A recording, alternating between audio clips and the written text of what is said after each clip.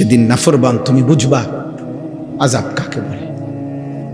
ইয়াওয়াদ্দুল মুজরিমু লাউ ইফতাদি মিন আযাবি ইয়াউমিইদিন বিবানি ওয়া সাহিবাতিহি ওয়া আখি ওয়া ফাসিলাতিহি আল্লাতী তু'বি ওয়া মান ফিল আরদি জামিআ সুম্মা ইউনজি। আল্লাহ বলে সেদিন হাসরের ময়দানে নাফরমান পাপী আল্লাহকে বলবে, আল্লাহ আমার সবগুলো ছেলে মেয়েকে জাহান্নামে দিয়ে দেন, আমারে বাঁচায় দেন। আমার স্ত্রীকে জাহান্নামে দিয়ে দেন, আমারে বাঁচায় দেন। আমার ভাই বোনদেরকে জাহান্নামে দিয়ে দেন, আমারে বাঁচায় দেন। আমার মহল্লাবাসী গ্রামবাসীকে, যাদের মাঝে আমি বড় হয়েছি, লালিত পালিত হয়েছি, তাদেরকে জাহান্নামে দিয়ে দেন, আমারে শুধু বাঁচায় দেন। ওমান ফিল আরদি জামিআ, আল্লাহ প্রথম দিন থেকে শেষ পর্যন্ত এই পৃথিবীর যত মানুষ আজকে হাসরের ময়দানে আছে সবাইকে জাহান্নামে দিয়ে দেন, আমি একা আমারে বাঁচায় দেন। আল্লাহ বলেন আযাবের তীব্রতায় সেদিন হাসরের ময়দানে নাফরমান ছটফট করে বলবে, আল্লাহ গোটা পৃথিবী প্রয়োজনে আযাব দেন, আমারে বাঁচায় দেন। সুম্মা ইউনজি, কাল্লা, আল্লাহ বলবে কাল্লা,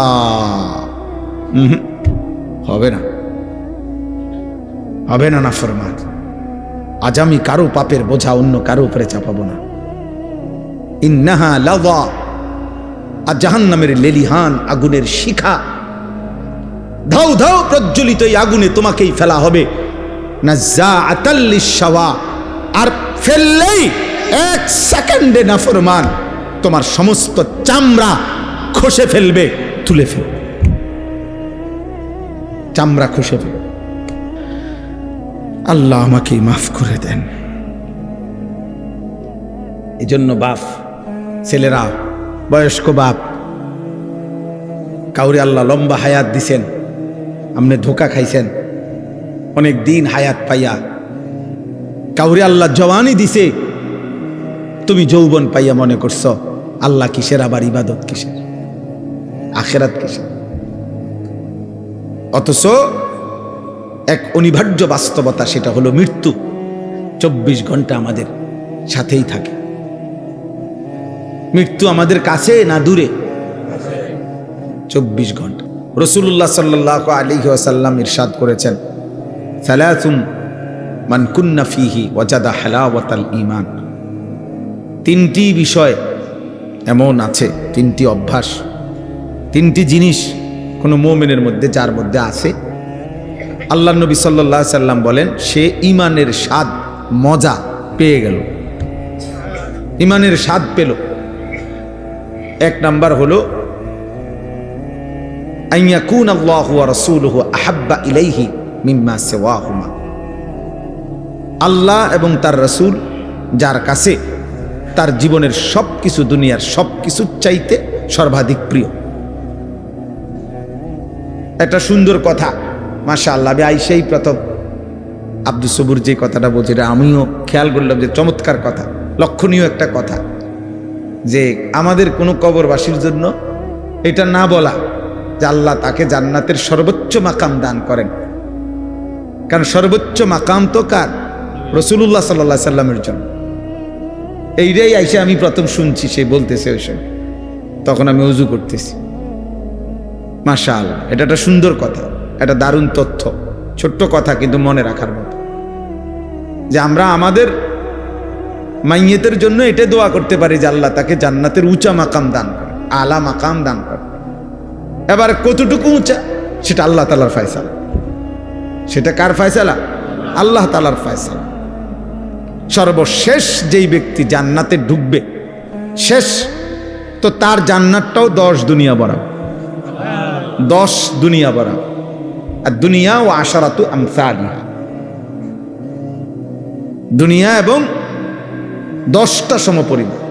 সুবহানাল্লাহ। তাইলে বললাম আল্লাহ এবং তার রাসূল যার কাছে সবচেয়ে প্রিয়, এই হলো 1 নাম্বার। এইটা, এই গুণ যার মধ্যে আছে, সে ঈমানের স্বাদ, ঈমানের মজা পেল। 2 নাম্বার, ওয়া আন ইউহিব্বাল মারউ লা ইউহিব্বুহু ইল্লা লিল্লাহ। এই যে কোনো মানুষকে ভালোবাসলো শুধুই কেবল আল্লাহর জন্য, আল্লাহ নবী সাল্লাল্লাহু আলাইহি সাল্লাম বলেন এই ব্যক্তিও ঈমানের স্বাদ মজা পেয়ে গেল। ভালোবাসলো কার জন্য বলেন? আল্লাহর জন্য। এই কথাটাই বলতেছি। আর 3 নাম্বার হলো যে ব্যক্তি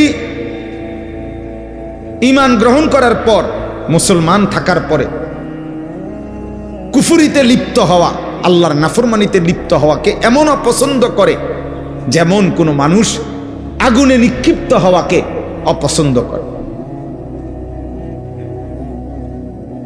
ওয়া আন ইয়াকরাহা আন ইয়াউদা ইলাল কুফর কামা ইয়াকরাহু আন ইউকযাফা ফিন নার। একজন মুমিন সত্যিকার ঈমানদার আল্লাহ তাআলার কোনো নাফরমানি করাটাকে এমন অপছন্দ করে যেমন অপছন্দ করে আগুনে নিক্ষিপ্ত হওয়াকে। আল্লাহ নবী সাল্লাল্লাহু আলাইহি সাল্লাম বলেন ওই ব্যক্তি ঈমানের স্বাদ পেল, ঈমানের মজা পেল। অর্থাৎ তার কাছে তখন মুসলিম পরিচয়টা, কালেমার পরিচয়টা, এটার কাছে তখন তার কাছে লজ্জাজনক, বিরক্তিকর, অপমানকর মনে হয় না, বরং তার কাছে গর্বের মনে হয়, আনন্দের মনে হয়, মজাদার মনে হয়। আমরা অনেক মুসলমান আছি, তোমরা কিশোর যুবক অনেক ছেলে আসো, তোমরা বাস্তবিক অর্থে এটাই সত্য যে তোমাদের দিল যদি খোলা হয়, তোমাদের অন্তর যদি সিরা হয়, পরীক্ষা করা হয়, অসংখ্য ছেলে তোমাদের চুল, চেহারা এবং তোমাদের সারা দিনের চলাফেরার দ্বারা, প্রতিদিন তোমাদের যেভাবে কাটাও, এর দ্বারা বুঝাই যায় তুমি মূলত মুসলিম পরিচয়ে লজ্জিত। মূলত তুমি লজ্জিত, মূলত তোমার চলাফেরার দ্বারা তুমি বারবার এটাই বুঝাইতে চাও যে আমি যদি বেঈমান হইতাম কত না সুন্দর হইতো, আহা আমি যদি ইহুদি হইতাম তাইলে আর আমি এত রাগডাক করতে হইতো না, ইহুদি খ্রিস্টান বেঈমান যদি হইতাম তো পুরাপুরি তাদের মতো নিজেকে বানায় নিতে পারতাম, তো পারি না। মানুষে এটা এটা কয় তো চেষ্টা করি চুল, চেহারা, লেবাস, পোশাকে দুশ্মনের সাথে, বেঈমানের সাথে সাদৃশ্য ধরতে, মানুষের বিদ্রুপের পরেও। কিন্তু যদি প্রকৃত বেঈমান হইতাম তাহলে তো পুরাপুরি তাদের মতো সাজতে পারতাম। এটা মূলত বেগায়রত, আত্মমর্যাদাহীন মানুষের পরিচয়, যার নিজস্ব আত্মসম্মান নাই, আত্মমর্যাদা যার নাই, এটা মনে রাখতে হবে সবাই। যার আত্মমর্যাদা না, বেগায়রত মানুষ, আত্মসম্মান নাই, যার নিজস্ব কোনো স্বকীয়তা নাই, স্বকীয়তা, ইস্তেকামাত নাই, দৃঢ়তা নাই, এটা এই মানুষদের পরিচয়। নাই তো বলো ভাই কি কারণ থাকতে পারে? পৃথিবীর সমস্ত মানুষের বিশ্লেষণ, পরীক্ষায় আমাদের নবী সাল্লাল্লাহু আলাইহি ওয়াসাল্লামের 24 ঘন্টার 63 বছরের প্রতি সেকেন্ড গোটা পৃথিবীর সকলের পরীক্ষায়, ইমানদার, দুশ্মন, কাফের, বেঈমান সকলের বিশ্লেষণে আমাদের নবী সাল্লাল্লাহু আলাইহি সাল্লামের 24 ঘন্টার প্রতি সেকেন্ড 63 বছর সবচেয়ে সুন্দর, নিখুঁত, পবিত্র, চমৎকার। যার হাসি, কান্না, আনন্দ, বেদনা, উচ্ছ্বাস, হাঁটা, চলা, পেশাব, পায়খানা, আহার, নিদ্রা, চুল, চেহারা, লেবাস, পোশাক, ঘর সংসার, পরিবার, সকল ব্যাপারে যার সবকিছুই সুন্দর, সবকিছুই যৌক্তিক, সবকিছুই বাস্তবসম্মত, তাহলে এটা নিশ্চিত প্রমাণিত, এটা একটা একদম প্রমাণিত কথা, আমাদের কাছেও প্রমাণিত। আমাদের কাছে তো কোরআন আছে, ওয়া ইন্নাকা লাআলা খুলুকিন আযীম।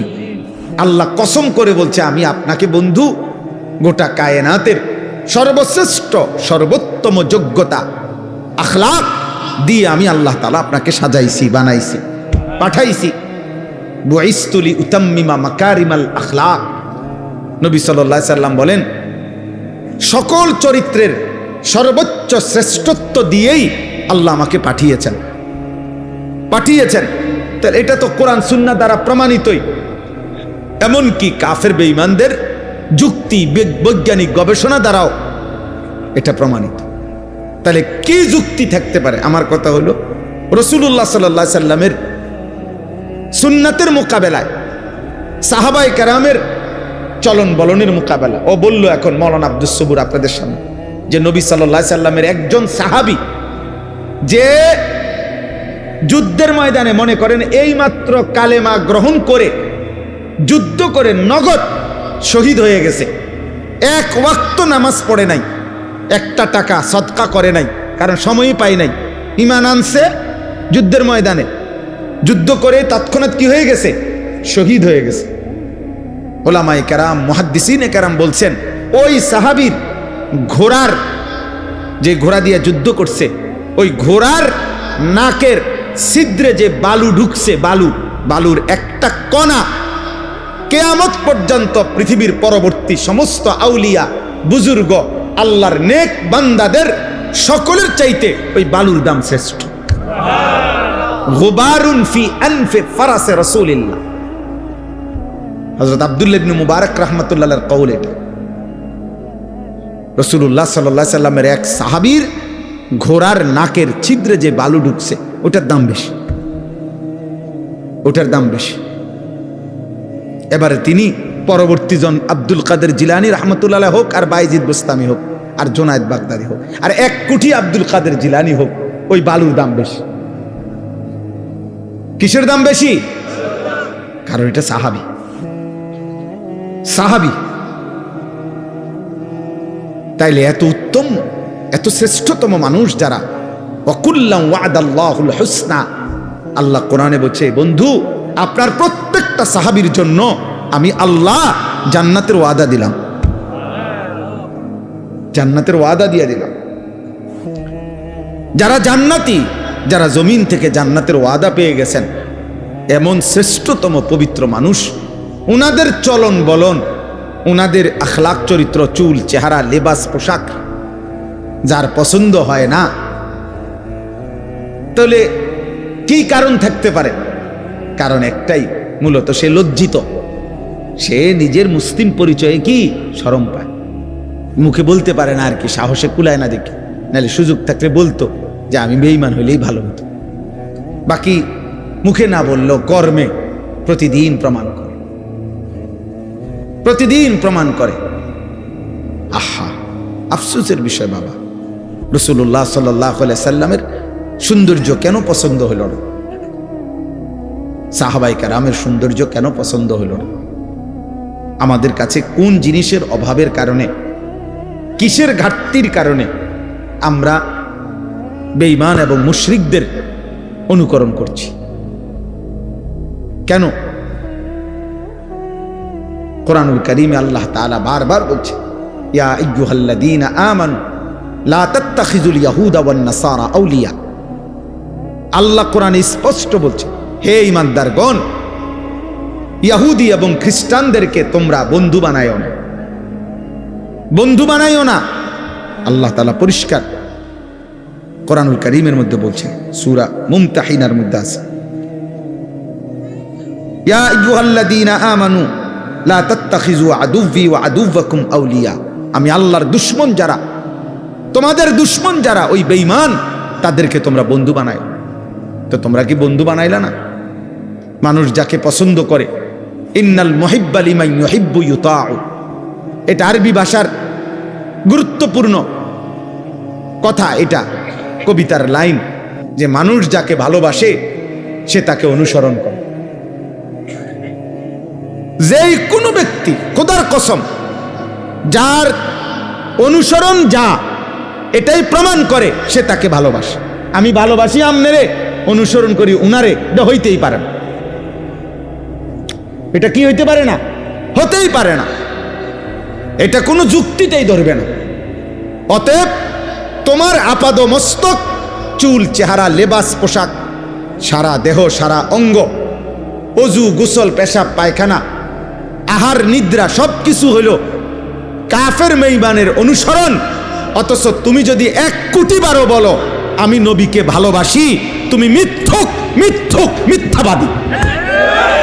এই জন্য আমি তো শক্ত কথা বলি, যত বুড়ো মিয়া বিড়ি খায় এরা একটাও আল্লাহর নবীকে ভালোবাসে না, বরং ভালোবাসার নামে মিথ্যাবাদী এগুলা। আমি বললাম যদি কারো হিম্মত হয় এখন প্রতিবাদ করো, এখন দাঁড়ান। বিড়ি খাওয়াইন না একজন বুড়া মিয়া আমনে প্রতিবাদ করেন, করেন, এখন প্রতিবাদ করেন। আমি আসি এনে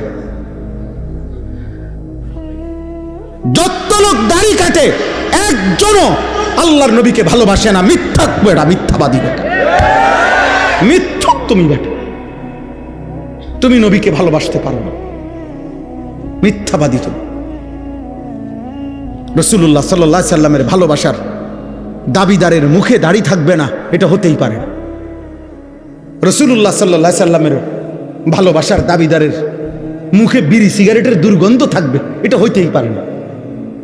যিনি ন্যূনতম পেঁয়াজের দুর্গন্ধ, রসুনের কাঁচা পেঁয়াজ, কাঁচা রসুনের গন্ধ যিনি সহ্য করতে পারতেন না, উনি বিড়ির গন্ধ সহ্য করবে কেমনে? কথা বলে না?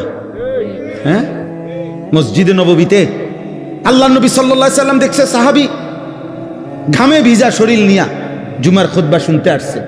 নবী সাল্লাল্লাহু আলাইহি সাল্লাম বলছে গোসল করে আসলে ভালো হবে, এবং সেদিন বলে দিছে গোসলুল জুমআতে ওয়াজিবুন আলা কুল্লি মুহতালিম, প্রত্যেক প্রাপ্তবয়স্কের জন্য জুমার দিন গোসল করা বাধ্যতামূলক।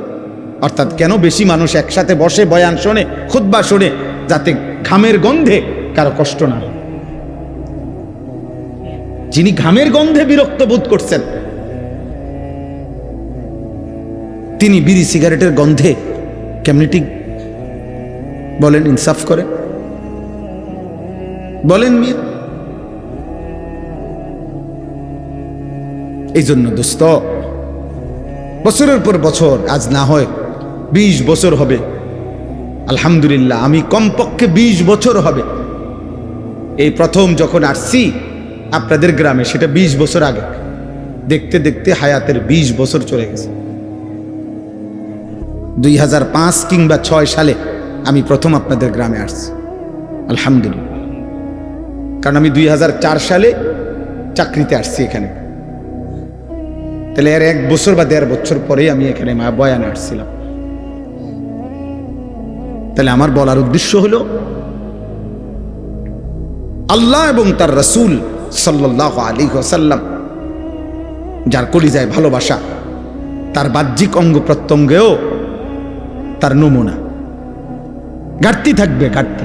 আপনি কইবেন, আমারে তর্ক করবেন যে হুজুর আপনাকেও অনেক ঘাটতি আছে, আমি তো স্বীকার করি। আমি এটা বলছি না, আমি তো বেহেশতের থেকে আইছি না। আমি কি এখন বেহেশতের থেকে আইছি?